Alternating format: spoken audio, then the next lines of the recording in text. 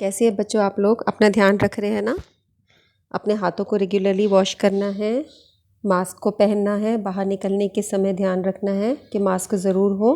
घर से कोई आपके सदस्य, आपके मम्मी पापा बाहर जाते हैं तो उनको टोको कि मम्मा मास्क लगा के जाओ, ठीक है। और बाहर से आने वाली चीज़ों को हमें सैनिटाइज़ करना है, ऐसे ही नहीं इस्तेमाल करना, बार बार अपने मुँह को नहीं हाथ लगाना है, हैंडशेक नहीं करना किसी से, इन सब चीज़ों का पालन करना है, ठीक है। नियमित रूप से अपने हाथों को साबुन और पानी से धोना है, ठीक है। चलो अब अपनी पढ़ाई पर ध्यान देते हैं।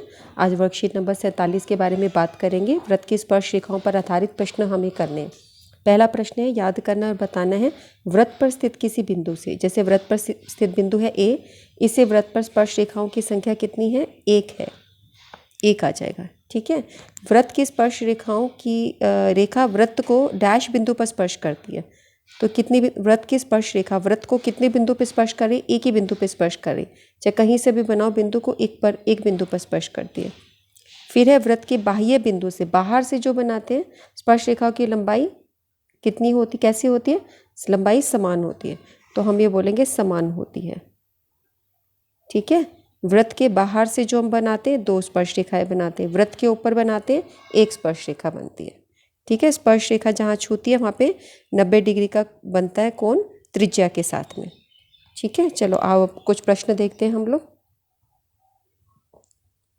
इस चित्र में ए सी बी का परिमाप निकालना है। ए सी बी है आपका, इसका परिमाप निकालना है। अगर पी सी 28 है, अगर पी सी 28 है, अगर ये पूरा 28 दे रखा है तो ये भी आपका 28 होगा, क्योंकि बाह्य बिंदु से स्पर्श रेखाओं की लंबाई बराबर होती है, यानी पी सी और आपका ये क्या है, सी क्यू सी, ये दोनों 28 है, ठीक है। क्यू सी, ये दोनों 28 हो गए, क्योंकि स्पर्श रेखा की लंबाई बराबर होती है। अब पी सी को आप लिख सकते हो A P plus A C, so उसको हम लिख देते हैं ए पी प्लस ए सी। और क्यू सी को आप लिख सकते हो B Q plus B C, so उसको हम लिख देंगे B Q plus B C. अब जो आपका ये ए पी है, ये ए पी आपका ए आर के बराबर है, क्योंकि यहाँ से भी स्पर्श रेखाओं की लंबाई बराबर होती है, तो ए पी को हम ए आर लिख सकते हैं, यानी ए पी को चेंज करके हम ए आर बना सकते हैं, सो हमने इसको बना दिया ए आर। अच्छा, अब यहाँ पर ये जो बी क्यू है ये बी आर के बराबर हो सकता है, बी क्यू को हम बी आर बना सकते हैं, सो इसको हमने चेंज करके कर दिया बी आर, क्योंकि स्पर्श रेखाओं की लंबाई यहाँ पे बराबर होती है। अब क्या करते हैं, इनको जोड़ देते हैं, इसको जोड़ देते हैं। तो अगर आप इनको जोड़ोगे, प्लस कर दोगे, तो पी सी और क्यू सी ऐड होके यहाँ पे आ जाएगा 56, और यहाँ जोड़ोगे तो ए सी लिख दिया, बी सी लिख दिया, और ये दोनों इकट्ठा जोड़ेगा ए आर और बी आर, ये आपका हुआ ए आर और बी आर, ये बन जाएगा ए बी, सो ये बन गया प्लस ए बी। अब ये क्या है, तीनों भुजाओं के जोड़ को हम क्या बोलते हैं? परिमाप। तो परिमाप कितना आ गया? 56 सेंटीमीटर, ठीक है। यही चीज़ यहाँ पे करी हुई है इन्होंने। पी सी क्यू सी बराबर है, क्यू सी 28 है, पी सी 28 है, तो पी सी को ब्रेक कर दिया पी ए प्लस ए सी में, ठीक है। और फिर उसके बाद ये जो पी ए है ये चेंज कर दिया ए आर में। ये सारे स्टेप्स मैंने तुम्हें करके दिखाई, वही चीज़ वर्कशीट में दिया है। आगे देखो, यहाँ पर लिखा है किसी बाह्य बिंदु से वृत्त पर खींची गई स्पर्श रेखाओं के बीच का कोण। तो बाह्य बिंदु ये स्पर्श रेखाओं के बीच का कोण, स्पर्श बिंदुओं को मिलाने वाले रेखाखंड द्वारा केंद्र पर अंतरित कोण का संपूरक होता है। केंद्र पे अंतरित कोण है, ये संपूरक है, यानी इन दोनों का जोड़ 180 है, हमें ये दिखाना है। इसका और इसका जोड़ 180 है, संपूरक है, ये दिखाना है। अब आप ये देखो, ये पूरा एक चतुर्भुज है, चतुर्भुज के चारों कोनों का जोड़ 180 होता है, 360 होता है चतुर्भुज के चारों कोनों का जोड़। अब यहाँ पर ये 90 होगा, ये वाली साइड 90 होगी, ये भी 90 होगा, क्योंकि क्या होता है, यहाँ पे स्पर्श बिंदु पे ये 90 होता है, त्रिज्या और स्पर्श रेखा के बीच में 90 का कोण होता है। ये 90 हो गया तो 180 हो गया, सो 180 तो यही हो गया, चारों कोनों का जोड़ 360 है, 360 में से 180 निकालो तो इन दोनों का जोड़ 180 आएगा, ऑटोमेटिकली हो गया ना प्रूव। तो ए सी E plus A D E, ये सारे एंगल्स लिखे यहाँ पे, ए सी ई, इसको हम थोड़ा मोटा मोटा लिख देते हैं। ये यहाँ पर ए है, ये बी है, ये आपका ई है, और ये सी है, ठीक है। और मैं इसको कर देती हूँ साफ। अब देखो, ये देखो ए सी ई, ए सी ई, ए सी ई, ये 90 हुआ, A D E, A D E, ये ए डी ई होना चाहिए, ये भी आपका 90 है, ठीक है, इस पॉइंट का नाम रख दिया डी, 90। ठीक है, और अब ए सी ई जो कि 90 हुआ, ए डी ई जो कि 90 हुआ, जमा सी ई डी ये है आपका कोण, और उसके बाद है सी ए डी ये वाला कोण है, ये आपका 360 होना है, क्योंकि चतुर्भुज के चारों कोणों का जोड़ 360 होता है। अब इन दोनों को 90 डाल दिया, दोनों का जोड़ दिया 180, इसको उधर लेके गए 180, ये दोनों का जोड़ रह गया 180, यानी संपूरक सिद्ध हो गया। ठीक है, आसान था ना, बहुत आसान था। अब यहाँ पर डी ओ बी और ओ डी सी निकालना है इस चित्र को देखकर। अब डी ओ बी तुम्हारा क्या होगा, अभी आपने पढ़ा कि ये जो आपका इस तरीके से बनता है, ये बाह्य बिंदु से जो बनाई जाती है, इन दोनों का संपूरक होते हैं दोनों कोण आपस में। अगर ये 40 है तो ये 140 होना चाहिए। ठीक है, ये तुम्हारा 140 निकलेगा। सो ये निकल गया तुम्हारा डी ओ बी। ठीक है, अब अगर ये 140 निकला, ये 140 निकला, तो इस तरफ वाला कोण क्या होगा, 360 में से 140 घटा दो, यानी 220। सो ये आपका 220 निकल गया एक कोण। ठीक है, अब ये कोण आपका कितना होगा, टोटल आपका 90 होता है, 90 में से 75 घटा दो 15। सो ये वाला कोण आपका 15 निकल गया। ये वाला कोण कितना होगा, आप यहाँ देखिए, ये एक चाप है, उसने केंद्र पे जितना कोण अंतरित किया, किसी अन्य बिंदु पे वो उसका आधा करेगी। यहाँ पे 140 कर रही थी तो यहाँ 70 करेगी। सो तीसरा कोण निकल गया 70। अब आप यहाँ देखो कि इस चतुर्भुज के, ये जो चतुर्भुज है, ये चतुर्भुज 4 भुजाएं हैं, इसका जोड़ 360 होना चाहिए। ये आपका 15 निकला, ये आपका 70 निकला, ये 15 निकला क्योंकि यहाँ 90 होता है उस रीज़न से, ये 70 निकला क्योंकि वृत्त के किसी बिंदु से, क्लास 9th में हमने थ्योरम पढ़ी थी, चाप से केंद्र पर अंतरित कोण किसी अन्य कोण के उसमें दुगना होता है, तो ये 70 हुआ, ये 140 था, ये 70। ठीक है, और तीसरा आपने ये निकाल दिया, ये आपने जो ऊपर अभी निकाला था डी ओ बी, उसका 360 में से घटा करके ये निकाला, ये 220 हुआ। तो अभी 3 कोण आपको पता है, चारों कोणों का जोड़ 360 है, इसको निकाल सकते हो, तीनों को जोड़ो और 360 से घटा कर दो। ठीक है, सो आपका क्या उत्तर आएगा, यहाँ पे तीनों को जोड़ा 15, 220, 70, तो ओडीसी निकल आएगा आपका 360 में से 305 गए 55। हो गया क्लियर।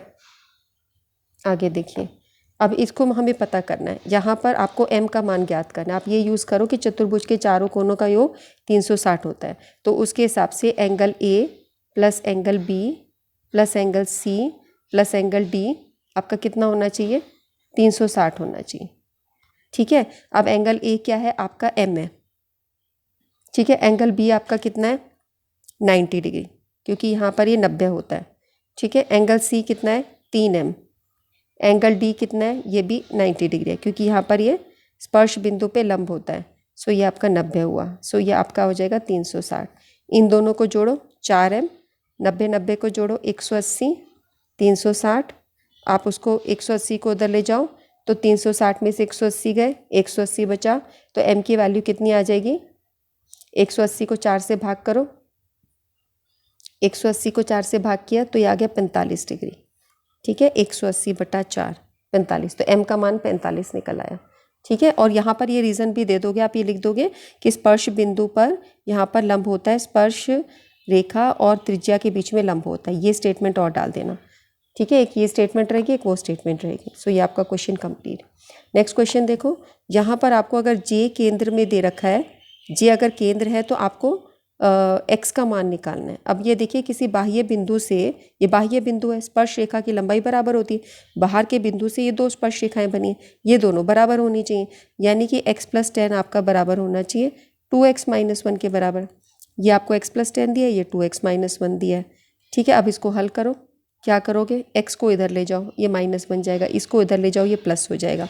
सो ये तुम्हारा हो जाएगा 10 + 1, इधर हो जाएगा 2x + 2x - x, ये रह जाएगा यहाँ x, ये हो जाएगा 11, ये उत्तर आ जाएगा। x की लंबाई निकल आई 11 सेंटीमीटर, ये सब कुछ नहीं लिखा, तो x = 11।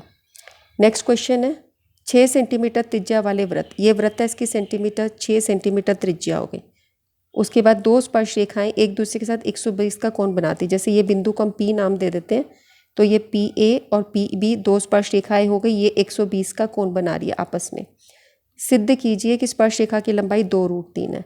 तो आपको किसी भी एक स्पर्श रेखा की लंबाई PA की या PB की निकालनी है, 2√3 निकालनी है। ठीक है, अब आप जानते हो ये 120 है, तो ये दोनों RHS सर्वांग समता नियम से दोनों बराबर होते हैं, और इसके हिसाब से ये कोण और ये कोण आपका जो भी इतना मेजरमेंट होगा वो इधर होगा, यानी जितना कोण होता है उसको हम आधा आधा बांट देते हैं। इसी तरह 120 है तो ये 60-60 हो जाएगा, है ना। या पिछले वर्कशीट्स में हमने करा है ना, ये भी 60 ये भी 60।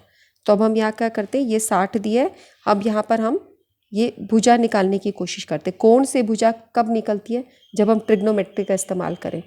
ट्रिग्नोमेट्री में हमने पढ़ा है P/B क्या होता है बच्चों, बताओ P/B क्या होता है, tan। अब यहाँ पे कौन सा एंगल लेंगे, 60 डिग्री का, तो tan 60 आप लिखोगे, tan 60।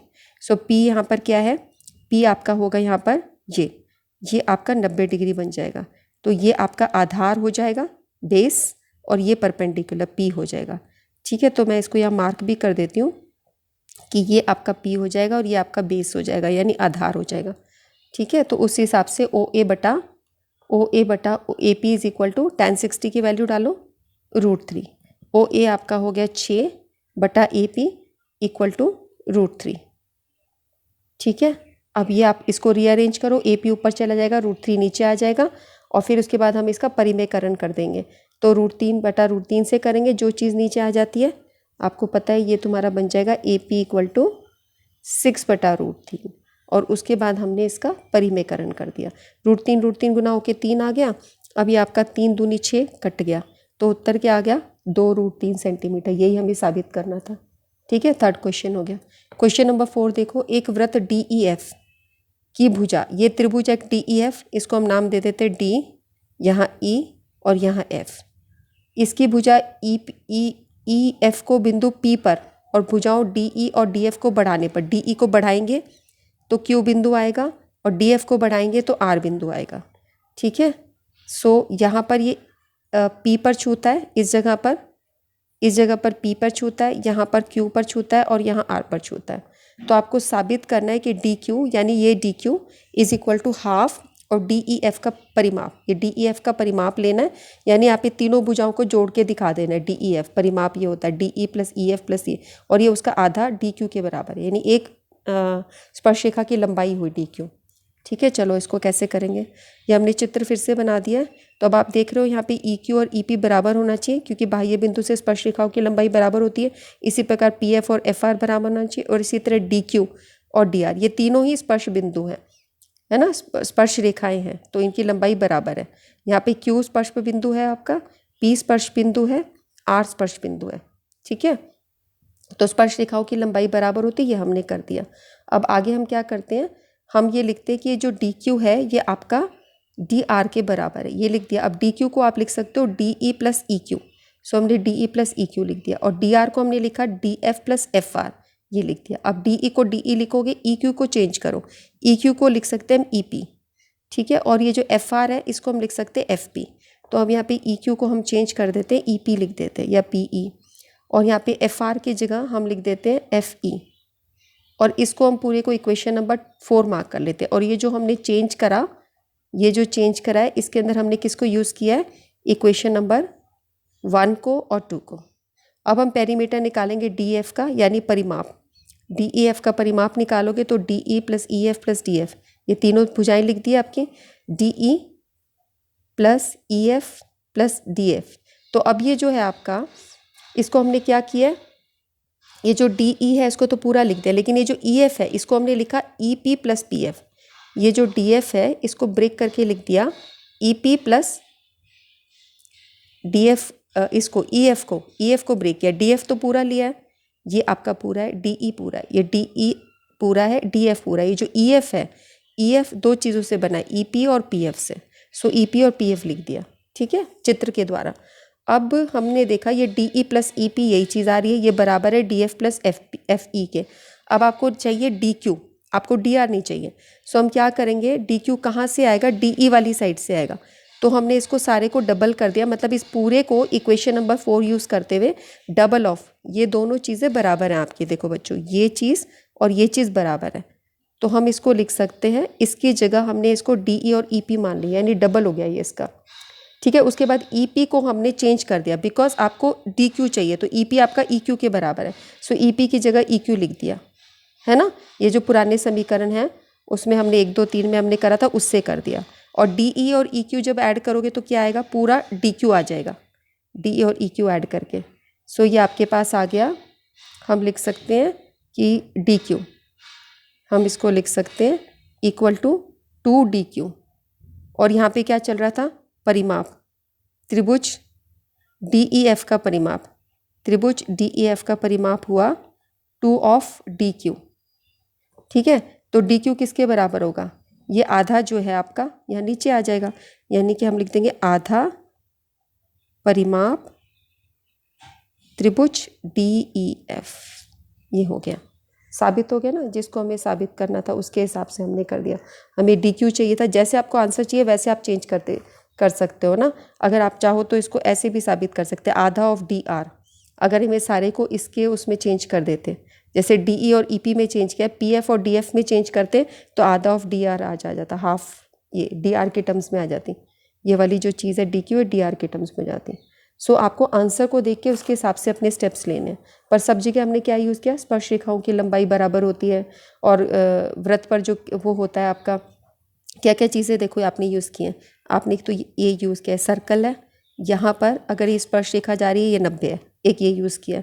फिर आपने ये यूज़ किया कि बाह्य बिंदु से दोनों की लंबाई बराबर होती है। आपने ये देखा कि केंद्र पे ये दोनों कोण बराबर हो रहे होते हैं, इधर इधर, इसको खूब यूज़ किया है। आपने चतुर्भुज के चारों कोणों का जोड़ 360 होता है, आज की वर्कशीट में ये बहुत यूज़ किया है। आपने एक नई चीज़ भी सीखी कि यहाँ और यहाँ इसका जोड़ आपका संपूरक होता है, ये एक आपने चीज़ सीखी, इसको भी हम इस्तेमाल कर सकते हैं जैसे चाहें। तो ये 90 डिग्री और स्पर्श रेखाओं की लंबाई, ये तो आपके 2 इंपॉर्टेंट थ्योरम्स हैं इस चैप्टर की, जो बहुत बहुत यूज़ हो रही है, और इस स्टेटमेंट को आपको बार बार लिखना पड़ता है। ठीक है, और इस काम को करके बच्चों उनके पिक सेंड करो। नेक्स्ट वर्कशीट की डिस्कशन में हम फिर मिलेंगे, तब तक कीप वर्किंग।